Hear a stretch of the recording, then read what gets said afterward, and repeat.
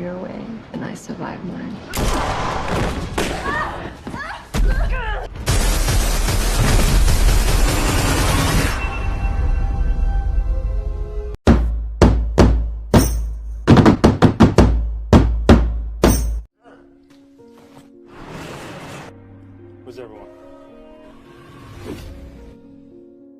Di film ini kita akan mengikuti perjalanan seorang wanita imigran gelap asal Cina bernama Si Meiying.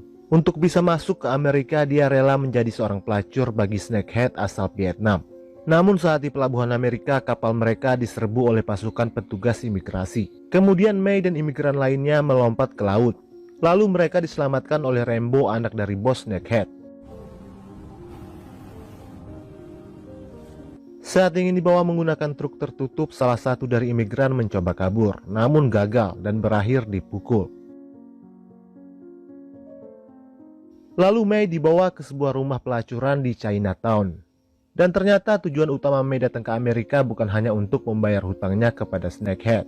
Tujuan utamanya adalah mencari putrinya. Snakehead sendiri adalah sebutan bagi organisasi mafia terselubung penyelundup imigran gelap.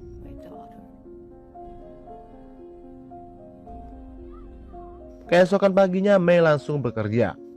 Namun baru sehari bekerja Mei sudah membuat masalah karena memukul seorang pelanggan yang kasar kepada seorang pelacur lain. Sebagai hukuman, Mei dikurung dan disiksa oleh Suyun si Germo. Saat Suyun sedang lengah, Mei menyerangnya dengan rantai besi. Dan hal itu disaksikan sendiri oleh Daima, si pemimpin Snakehead yang baru saja sampai. Di depan Daima, Mei mengatakan kalau menjadi wanita penghibur adalah pekerjaan bagi orang lemah, sementara dia bukanlah orang yang lemah. Mei meminta Daima untuk memberinya pekerjaan yang lain, yang sesuai dengan kepribadiannya. Mendengar itu, Daima lalu menyuruh Mei untuk menembak mati seorang pengkhianat yang menjadi informan FBI. Tanpa ragu, Mei pun melakukannya, namun ternyata pistol tersebut kosong. Daima sengaja mengetes keberaniannya. Mei tidak lagi bekerja sebagai wanita penghibur, melainkan sebagai pembantu di malam hari. Di sini terungkap kalau 10 tahun yang lalu Mei dan suaminya yang merupakan imigran gelap ditangkap oleh pihak imigrasi Amerika dan dipenjara selama 8 tahun. Lalu putrinya diadopsi oleh sebuah keluarga di New York. Sementara suaminya tewas di penjara karena suatu perkelahian. Lalu di siang harinya Mei menjadi koki di sebuah restoran pangsit milik Daima. Dan di restoran itu dia berteman dengan Zarif, imigran gelap asal Afrika. Zarif mengatakan kalau istrinya akan segera menyusul ke Amerika. Dia dan istrinya berencana membuka restoran sendiri. Tak lama Daima datang menawarkan pekerjaan sampingan kepada Mei. Pekerjaan sebagai penagih uang tebusan imigran. Setiap bulannya gaji Mei akan dipotong oleh Daima sebanyak $200. Mei pun tertarik dengan pekerjaan itu. Sepertinya Daima sudah mulai melihat potensi besar dari Mei, yang dia panggil Sister C. 4 bulan berlalu, singkat cerita Mei akhirnya menemukan Rosie, putrinya yang kini sudah beranjak remaja. Namun karena masih terlilit hutang dengan Daima, Mei belum berani menemuinya. Mei hanya mengikuti Rosie setiap hari Minggu saat dia mengarah pergi ke gereja. Setiap hari Mei tidak hanya bekerja, tapi juga mempelajari seluk-beluk bisnis penyelundupan Snakehead. Malam itu adalah malam ulang tahun Rambo, namun terjadi sedikit kerusuhan karena Lulu pacarnya disentuh oleh seorang tamu. Keesokan harinya Zarif bercerita tentang Rambo yang baru saja keluar dari penjara 3 tahun yang lalu. Rambo dipenjara 20 tahun karena membunuh ayahnya yang seorang pemabuk dan sering memukuli ibunya. Daima juga ternyata punya satu anak lain yang bekerja di Wall Street.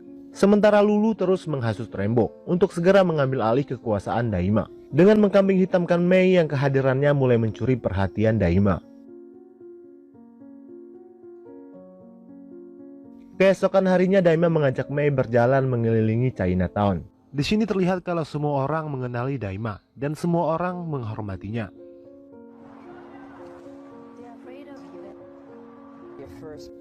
Daima bercerita banyak tentang keluarganya, termasuk Rambo yang saat itu dipenjara saat masih berumur 12 tahun karena menolongnya. Hingga sampai saat ini Daima masih menyalahkan dirinya atas pengalaman pahit yang dilalui oleh Rambo.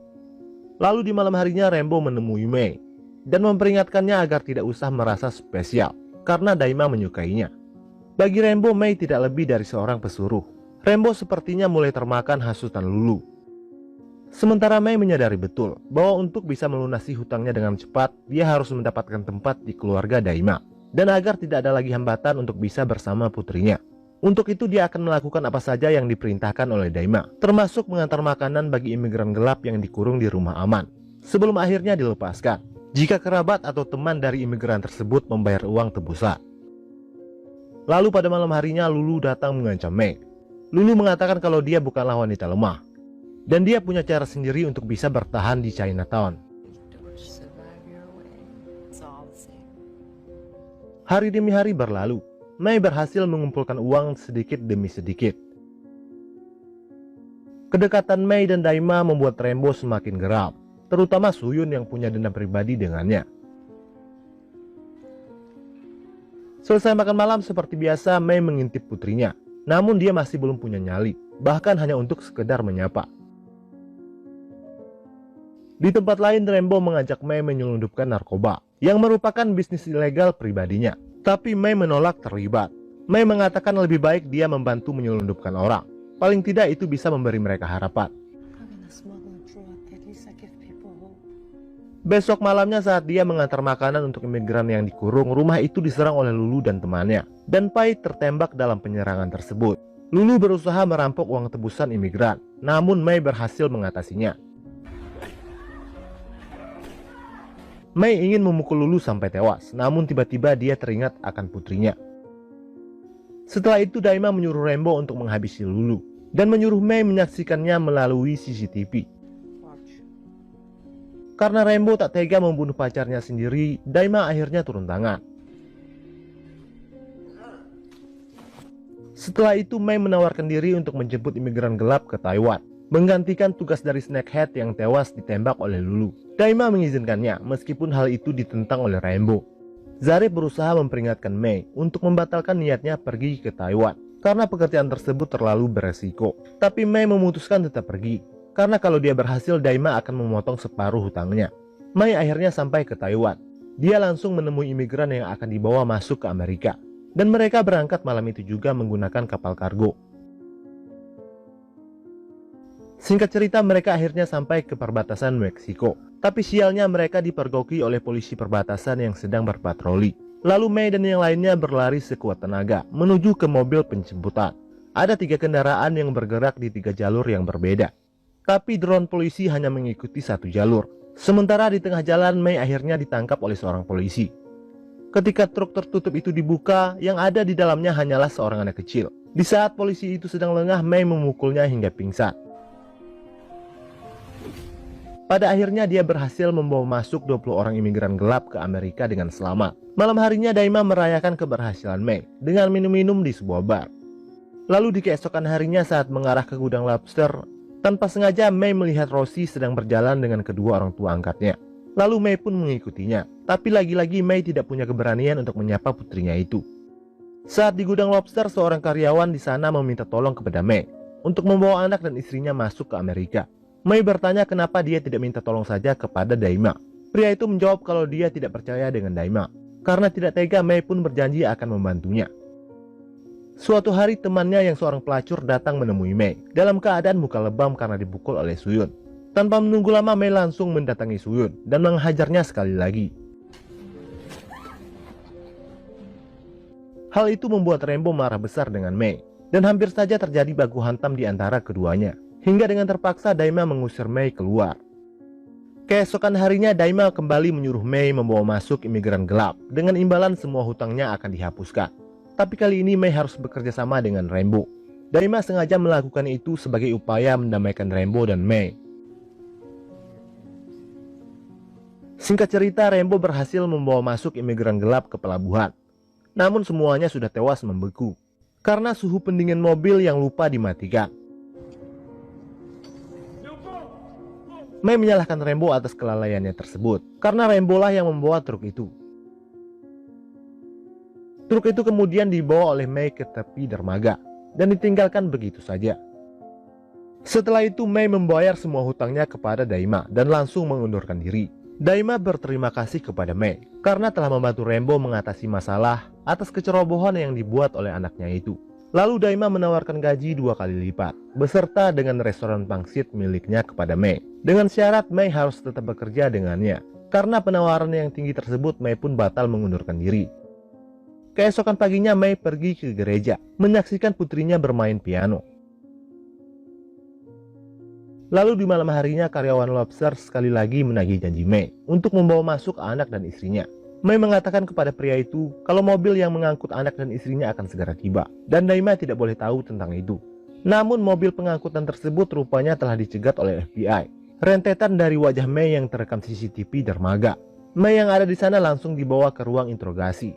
Detektif itu meminta Mei untuk menceritakan secara detail semua aktivitas penyelundupan yang dilakukan oleh Daima dengan membawa-bawa nama putrinya. Mei yang tadinya bungkam dengan terpaksa mau bercerita dan menjawab pertanyaan dari detektif. Tak lama setelah itu, Daima dan Rembo datang membebaskan Mei dengan uang jaminan. Tapi di mobil, Daima dan Rembo menatapnya dengan penuh curiga. Besok malamnya, Mei memberi kejutan kepada Zarip sahabatnya. Restoran pangsit yang diberikan oleh Daima dia berikan kepada Zarip. Mei tahu kalau Zarip sudah lama bermimpi untuk bisa punya restoran sendiri. Daima geram karena Mei melakukan penyelundupan tanpa sepengetahuannya, bahkan tertangkap oleh FBI. Kemudian Daima menyuruh anak buahnya untuk membawa putri Mei ke hadapannya sebagai ancaman dan upaya memberikan efek jera kepada Mei. Paigut langsung menjalankan aksinya menangkap Rosie, dan untung saja Mei datang tepat waktu menyelamatkannya. Lalu dia memancing Paigut datang ke gudang lobster dan mengajaknya untuk bekerja sama dengannya. Mendengar itu Paigut malah tertawa. Sialnya lagi, Paigut malah menantang karyawan di sana untuk bertaruh dan mengancam akan melecehkan putri Mei. Mendengar itu, Mei pun geram dan menghajar Paigut tanpa ampun. Dan pada akhirnya Paigut tewas dihajar oleh karyawan di sana. Keesokan harinya Mei terlihat satu mobil dengan detektif yang menginterogasinya waktu itu.